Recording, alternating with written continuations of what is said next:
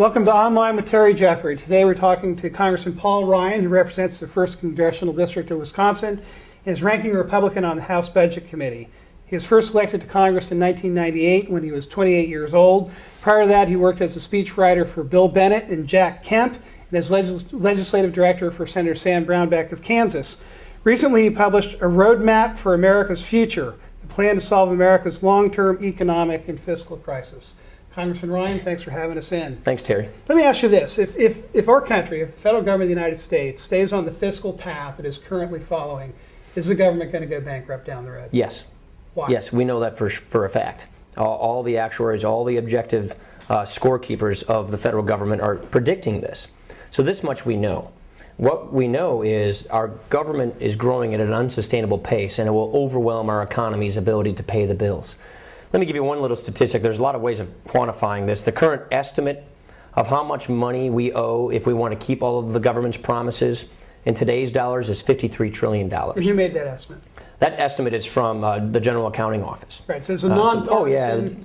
General Accountability Office, Congressional Budget Office backs it up with very similar numbers. Their job is to audit the government of the United States. That's right. Where we stand. And they say we are $53 trillion short of fulfilling the promises that the government is making to the American people in today's dollars, meaning if we want to keep the promise of Medicare, Medicaid, and Social Security, which are basically the three major entitlement programs, today we would have to set aside $53 trillion and invest them at Treasury rates in order to do it. Let me give you one other quick statistic. Sure. For the last 40 years, the federal government has had to tax every dollar made in America at 18.3 cents on that dollar to pay the bills of the federal government. By the time my three children, who are 3, 5, and 6 years old, are my age, the federal government will have to tax 40 cents out of every dollar made in America just to pay the bills for the federal government at that time. And that's just the federal government. That doesn't count the state government, doesn't count the local government. I just want to go back to this $53 trillion for a second to make sure people understand it. First of all, it's trillion with the T. Yes. And right now, the budget for fiscal 2008, the year we're in, how much is that? We got about a roughly $3 trillion budget right now. Okay, so we're talking about $50 trillion more than the government is spending right now. That's right. This is several magnitudes. It's about $500,000 per household. And what this money is, this is money that the government has already promised to Americans who are in this world today, who are alive. That's right. Our government said, we're going to give you this money. That's right. But we don't have a way of getting the tax revenue to give you this. We're short that much of the promises. And so I asked the Congressional Budget Office, again, a nonpartisan budget office, what would the tax rates on my three children, who, like I said, who are 3, 5, and 6, have to be if we just want to raise taxes to pay for these obligations? Well, what they told me was really startling. They said that the current low rate, the 10% bracket for low-income Americans, would have to go up to 25%. The middle-income tax rates for middle-income Americans would have to go up to 66%, and the top rate for which is what small businesses pay, would have to go to 88%. Those would be the tax rates that you'd have to have if you wanted to tax your way out of this problem. And if you did that, all experts conclude you would literally crash the economy of the American economy. We're talking about the federal tax rate. You say middle-class people, 66%. So say someone making $70,000 a year. That person's going to be taxed at a rate of 66%. On their federal income taxes, according to the Congressional Budget Office. Before they pay any taxes, state and local taxes, any sales taxes, FICA taxes. Store, 66% taken off the top by the federal government. For future generations. Before they get it. Another question I want to ask about this $53 trillion, which is such an astounding number. This doesn't count the money that we have to spend to maintain an Army, a Navy, and an Air Force to defend us against foreign enemies. No, what's happening is these three entitlement programs, Medicare, Medicaid, and Social Security, are going to basically crowd out the rest of the federal budget. In about 30 years, they consume 100% of the budget. Right now, entitlements are about 60% of our budget. In 20 to 30 years, the estimates are that they crowd out 100% of the budget. And we all know we're going to have an Army, we're going to have a Navy, we're going to do these other things that the federal government does. Right. And so that piles on top of it. The point is this. The legacy of this country has always been each generation confronts the challenges before it so that the next generation is better off. With making us safer by confronting, in the past we won we brought down the Iron Curtain and defeated, won the Cold War, and we got through World War I, we got through World War II, we won the war and the Great Depression.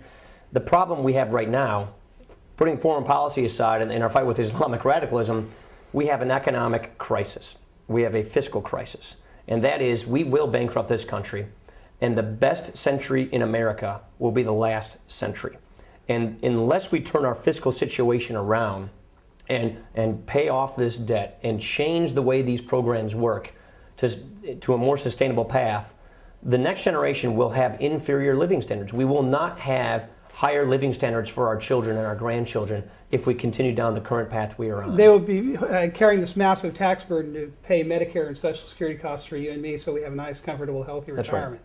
But still, I believe, despite the astounding number, $53 trillion, this crisis, or this looming crisis, still seems rather abstract for most Americans. When does the rubber hit the road? When is this really going to have an impact on people's lives and the economy of the country? 10 years is basically the key number. In about 10 years, these programs go insolvent, meaning they're not taking enough money in to pay out benefits and they start running permanent cash deficits. And I'm particularly talking about Social Security and Medicare. And in 10 years... So we have to go to Beijing and say, hey, can you borrow some money? More money. And so, but also in 10 years, that's when the baby boomers really start retiring. They technically started early retirement this year. It's a retired school teacher in Maryland. She took her early retirement in January, and behind her are 86 million other people in her generation following her into retirement. So the point is, we have what we call a pay-as-you-go system. Current workers pay current taxes to finance current beneficiaries on these entitlement programs. The problem is, because it's demographically driven, we are increasing the retirement population by more than 100%, but we're only increasing the taxpayer generation, the generation like my generation, the X generation, and the subsequent generations, we're only increasing the taxpayer generation by 17%. Mm-hmm. So we are not prepared for the baby boomer retirement. It starts really building in about 10 years. These programs, not coincidentally, go insolvent in about 10 years. And every year we fail to reform these programs, we go another $3 trillion in debt to these programs. So one more year of not doing anything, that $53 trillion number goes to about $56 trillion. Every year, about $3 trillion deeper into debt. What about 8 more years?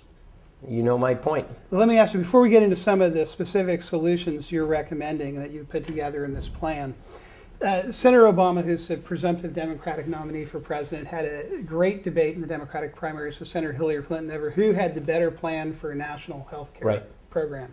If we create a national health care program where the government guarantees to pay for everybody's health care if they need it, what's going to happen to this problem? The current government guaranteed program, Medicare right now, for people over the age of 65, itself is in the hole by $34 trillion.